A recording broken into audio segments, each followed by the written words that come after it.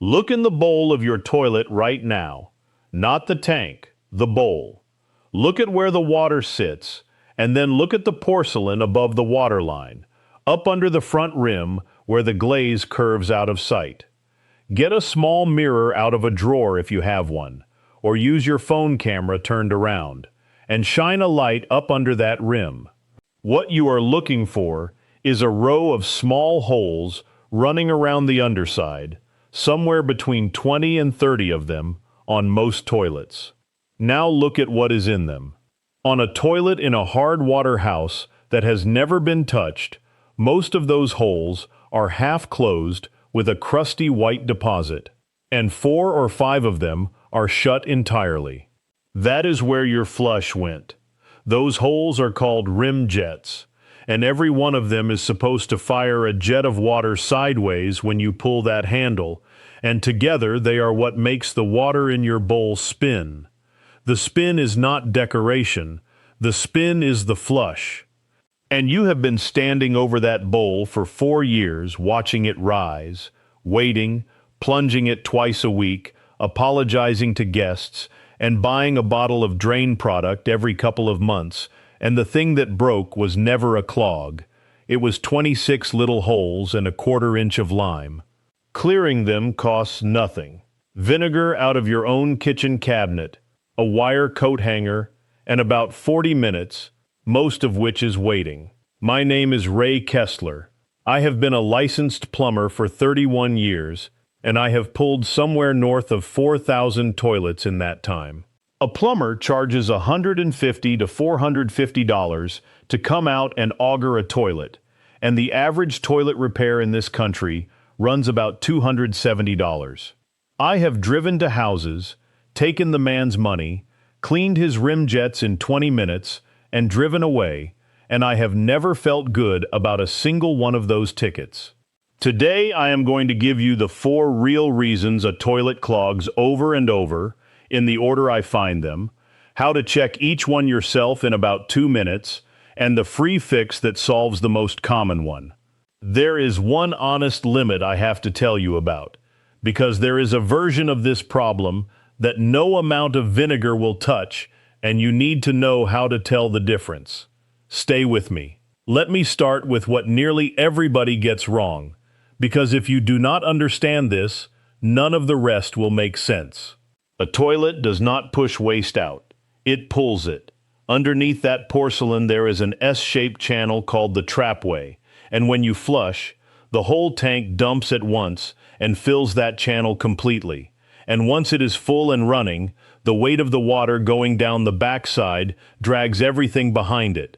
That is a siphon. It is the same thing as a garden hose you fill and drop over the edge of a wall. A siphon either establishes or it does not. There is no partial siphon. Fill that trapway fast enough, and the bowl empties like somebody pulled a plug. Fill it a little too slowly, and the water just rises, sits, and drains lazily through, and everything solid stays right where it was. So every reason your toilet keeps clogging comes down to one question. Is enough water arriving in that bowl fast enough? Cause number 1 is the rim jets, and it is the most common by a wide margin. Water leaves the tank, goes down into a hollow channel, cast into the rim, and comes out those holes. Hard water, and most of America has hard water, leaves calcium and lime behind at every one of those openings, the same way it fogs your drinking glasses in the dishwasher. It takes years, and you never see it happen. When half those jets are blocked, the bowl still fills. It just fills slower, and slower is the whole ballgame. Cause number 2 is the water level in the tank. Take the lid off, set it on the floor, and look. There is a line stamped inside the tank, and if there is not, the rule is that the water should sit about an inch below the top of the overflow tube, that open plastic pipe in the middle. On the toilets I open, that water is often 2 or 3 inches low, sometimes because the float got knocked, sometimes because somebody set a brick in there in 1994 to save water. Every inch of missing water is missing flush. Cause number 3 is the flapper closing too soon. That rubber disc at the bottom of the tank is supposed to stay up until the tank is nearly empty.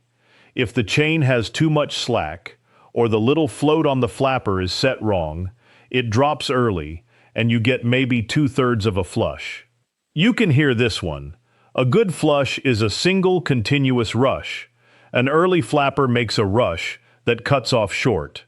Cause number 4 is what goes in. And I am not going to lecture you about wipes because you already know. What most people do not know is toilet paper. A quilted plush 4-ply paper is a different material in water than the plain kind, and in a modern 1.6-gallon toilet on a long drain run, it matters. Drop 1 square of yours in a glass of water tonight and shake it. If it is still holding together as a sheet after a minute, that is your paper. Now, the fix. And I will say it plain, this is free and it works. And nobody shows you because there is nothing in it for anybody. Shut the water off at the little valve on the wall behind the toilet. Turn it clockwise. Flush and hold the handle down so the tank empties. Now take a small mirror and a flashlight and look under the rim, and take an old wire coat hanger, cut about 8 inches off with pliers, and work that wire into every hole you can find. In and out, gently. You are not drilling, you are breaking a crust. Then take 2 to 4 cups of plain white vinegar, warm it on the stove, but do not boil it, and pour it down the overflow tube in the tank with a funnel. Not into the tank. Down that open pipe in the middle, because that pipe feeds the rim channel directly. The vinegar backs up and fills the whole hollow rim and sits against every deposit from the inside. Leave it an hour. Overnight is better. Then turn the water back on, let the tank fill, and flush it 6 or 8 times. Now here is the placement rule most folks get wrong, and it is the difference between this working and this doing nothing.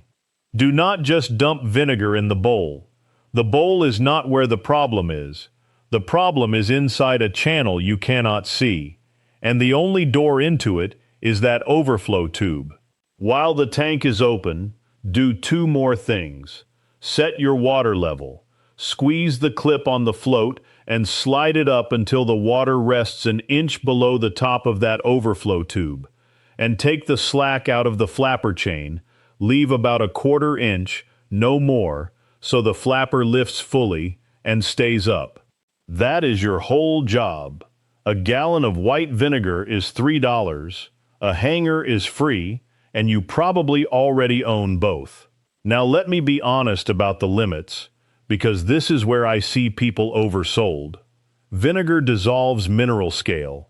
It does that well, and it does it every time. What it will not do is fix a physical obstruction in the trapway, and it will not fix a problem out in your drain line, and if I told you otherwise, I would be selling you something. So here is how you tell the difference. And it takes 1 bucket. Fill a 5-gallon bucket with water. Pour about a gallon into the bowl slowly, then dump the rest in fast, all at once. That bypasses the tank and the rim entirely and puts a full charge of water straight into the trapway. If the toilet clears itself hard and fast, your trapway and your drain are fine, and your problem is upstream in the tank and the jets, which is the good news. If it still swallows slowly with a full bucket behind it, do not spend your Saturday on vinegar. Something is in the trapway or the line, and that is a closet auger, about $30, or a plumber. And 1 plain safety word. Never mix vinegar with bleach or with a bowl cleaner that contains bleach. That combination makes chlorine gas in a small room with the door shut. Use one or the other, and flush the bowl clean between them. Now, I want to take a moment, because this is the part that matters. Think about who profits from what I just told you. There is a bottle on the shelf at the hardware store for $9 that promises to clear your clog. It runs out, you buy another.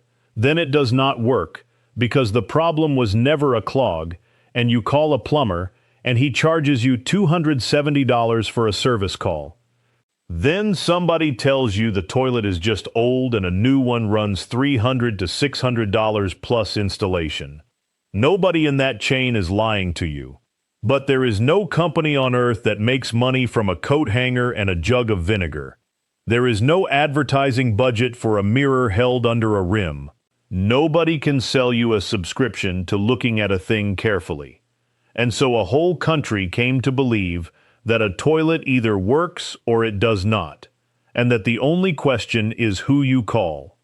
The man who trained me was 61 years old, and he had one habit that I did not understand until I was about 40. Before he touched a single tool, he took the tank lid off and set it on a towel, and he just stood there and flushed it once and watched. Every time. I asked him about it once, and he said, "Most of what people pay me to fix is not broken. It has just never been looked at." So here is what I want you to do this week. Take the mirror and the flashlight and look under your rim and count how many of those holes are white. Take the tank lid off and see where your water sits against that overflow tube. Pull the slack out of the chain.